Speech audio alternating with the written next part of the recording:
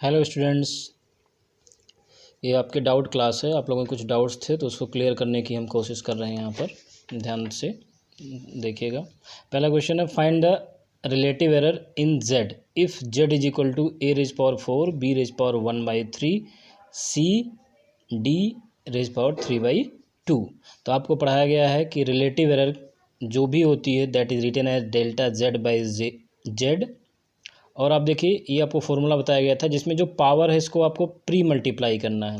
तो जितने भी टर्म आपको यहाँ पर इन्वॉल्व है उनमें जो एरर है, रिलेटिव एरर क्या होती है? Error divide by original value. मतलब ए में एरर जो होगी वो क्या होगी?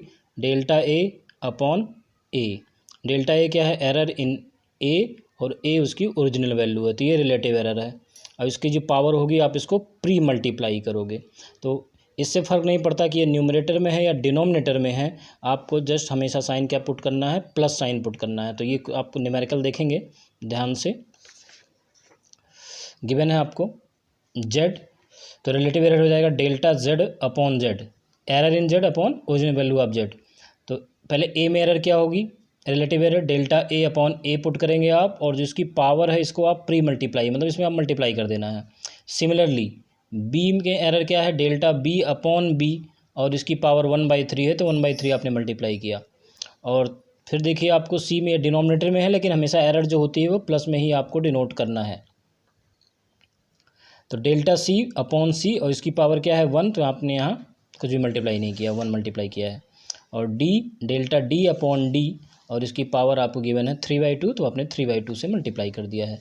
तो ये हमने फाइंड कर लिया रिलेटिव एरर इन जेड। तो बहुत ही सिंपल है, जितने भी टर्म आपसे इन्वॉल्व है उनकी relative error multiplied by its power आपको करते जाना हो, सबको प्लस साइन के साथ ऐड कर लेना है। नेक्स्ट क्वेश्चन था आपको 2 रेजिस्टेंस गिवन थे। R1 is equal to 100 plus minus 3 ohm. इसका मतलब क्या हुआ? 100 उसकी वैल्यू है जो मेजर्ड है, और उसमें एरर है वो प्लस माइनस 3, मतलब +3 हो सकता है या -3 हो सकता है। तो इसको हम लिख सकते हैं डेल्टा R1, मतलब error in measuring R1 is 3 ohm. Similarly R2 is equal to 200 plus minus 4 ohm, तो error in measuring R2 is delta R2 is equal to 4 ohm. इस तरीके से आपने ये आपकी R1 की वैल्यू हो गई, R2 की, और इसमें जो एरर आ रही है वो 3 ओम और +4 ओम। प्लस माइनस का मतलब वो उतना ज़्यादा भी आप मेजर कर सकते हो या उतना कम भी, दोनों ही कुछ भी हो सकता है। तो पहला पार्ट है इसमें, when R1 and R2 are connected in series. अगर ये सीरीज में कनेक्टेड है तो आप जानते हो अगर 2 रेजिस्टेंस सीरीज में कनेक्टेड हैं तो उनका इक्विवेलेंट क्या होता है? Sum of their resistances. R is equal to R1 plus R2। तो सिंपल करना है आपको, इन दोनों को प्लस कर लेना है। 100 प्लस 200 क्या हो गया? 300। और एडिशन में आपको पढ़ाया गया एरर क्या होती है? कुछ भी हो उसको आपको एरर को ऐड कर लेना सिंपली, मतलब delta R1 plus delta R2, तो कितना आएगा? 7 ओम। तो ये आपका इक्विवेलेंट रेजिस्टेंस हो गया 300 प्लस माइनस 7 ओम। नेक्स्ट पार्ट में है the equivalent resistance of parallel combination. इसको हमने डिनोट किया R डैश। इसमें आपको ध्यान देना है, तो अगर 2 रेजिस्टेंस पैरेलल में है तो उनका इक्विवेलेंट क्या होगा? गिवन है 1/R dash is equal to 1/R1 plus 1/R2। इसको आप सॉल्व करेंगे एलसीएम लेके, तो ये आ जाएगा R2 प्लस R1/R1 R2। तो R डैश की वैल्यू आ रही है, इसको आप रेसिप्रोकल कर दिया हमने, R1 R2 upon R1 plus R2। अब R1 R2 आपकी वैल्यूज़ ये हैं 100 200, तो ये हमने यहाँ पुट किया 100 इंटू 200 अपॉन 100 प्लस 200। इसको आप सॉल्व करेंगे तो आ गया 200 अपॉन 3, इसको और सॉल्व करेंगे तो आ जाएगा 66.7 ओम। ये तो हो गई इक्विवेलेंट रेजिस्टेंस की वैल्यू। अब नेक्स्ट वर्क हमारा क्या है? To find the resistance in equivalent resistance. इनमें एरर क्या है? इक्विवेलेंट रेजिस्टेंस में एरर क्या है? तो फिर आप इसी फॉर्मूले पे जाते हैं। एरर के लिए फिर आपको रिलेटिव एरर का फॉर्मूला यूज़ करना है। तो 1/R डैश, ये आपका फॉर्मूला लिखा गया है। तो इसमें रिलेटिव एरर क्या होगी? Delta R dash upon R dash. Similarly 1/R1, इसमें relative error delta R1 upon R1। 1/R2, इसमें रिलेटिव एरर क्या होगी? Delta R2 upon R2। तो ये आप मल्टीप्लाई जब करते हैं तो ये क्या आ जाएगा? R डैश यहाँ मल्टीप्लाई किया R dash square, R1 square हो जाएगा, R2 स्क्वायर हो जाएगा। हमें क्या चाहिए? डेल्टा R डैश, मतलब एरर इन इक्विवेलेंट रेजिस्टेंस। तो ये जो R डैश स्क्वायर का टर्म है इसको आप इधर मल्टीप्लाई करते हैं, तो आप इधर मल्टीप्लाई करोगे तो R डैश स्क्वायर ये हो गया, और अपॉन R1 इसका स्क्वायर यहाँ हो जाएगा, डेल्टा R1 हमने यहाँ रखा। सिमिलरली आपको ये भी ऐसे ही करना है। अब आपको वैल्यूज़ पुट करनी R डैश की। R डैश की वैल्यू आपने निकाल रखी है 200 अपॉन 3 या 66.7, आप कुछ भी पुट करिए। मैंने 200 अपॉन 3 पुट कर दिया यहाँ पर, जिससे हमें सॉल्व करने में आसान होगा। अभी आप कट करिए इसको, और उसको होल स्क्वायर है, कट करेंगे तो आ जाएगा ये 2/3 का स्क्वायर 4/9 3 क्या है, डेल्टा R1 जो आपको अभी बताया गया था, डेल्टा R1 यहाँ पुट किया गया है। इसी तरह डेल्टा R2 42 और ये 200 से 200 यहाँ कैंसिल हो गया, 1/3 का स्क्वायर 1/9, तो 16/9 आपका ये आ जाता है यहाँ से। और उसकी वैल्यू आप सॉल्व करोगे आएगा 1.8। ये क्या है, डेल्टा R डैश। तो इक्विवेलेंट रेजिस्टेंस क्या होगा, delta R dash plus R dash. तो R डैश की वैल्यू आपने निकाली थी 66.7 और एरर कितनी आई 1.8 ओम। तो आप देखिए यहाँ डेसिमल के फर्स्ट प्लेस तक आपकी वैल्यू है, इसलिए एरर को भी आपने डेसिमल के फर्स्ट प्लेस तक ही कंसीडर किया है। तो ये एग्जैक्ट आ गया equivalent resistance when the resistance R connected in parallel 66.7 plus minus 1.8 ओम। ये इसकी एरर है। नेक्स्ट क्वेश्चन आपको लास्ट टाइम भी मैंने एक्सप्लेन किया था, इसमें आपको कुछ डाउट्स हैं तो ये एक बार और देख लेते हैं। वर्कशीट में आपको गिवन है, consider a simple pendulum having.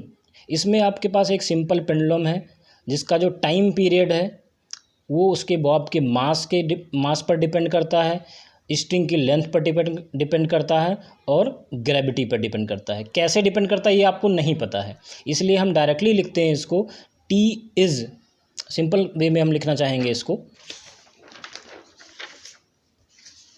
Simple way में हम इसको लिख सकते हैं T is directly proportional to, जिन जिन चीज़ों पे क्वांटिटी डिपेंड करती है वो आप यहाँ पे लिखोगे, एल जी एम, इन तीनों पे डिपेंड करती है। लेकिन कैसे डिपेंड करती है आपको ये नहीं पता, तो आप कोई भी एक यहाँ पर वेरिएबल टाइप का टर्म आप चूज़ कर सकते हो, एक्स वाई जेड हमने ले लिया है इस पर, तो ये आपको दिख रहा होगा। नेक्स्ट स्टेप में आप प्रोपोर्शनलिटी साइन रिमूव करोगे तो एक कांस्टेंट आ जाएगा, और कांस्टेंट कैसा होगा, डायमेंशनलेस, मतलब इसकी कोई डायमेंशन नहीं है, L to the power X G to the power Y M to the power Z. अब आपको क्या करना है, आपको सिंपली बताया गया है कि इक्वेशन तभी करेक्ट होगी जब लेफ्ट हैंड साइड और राइट हैंड साइड की डायमेंशंस क्या हों, सेम हो।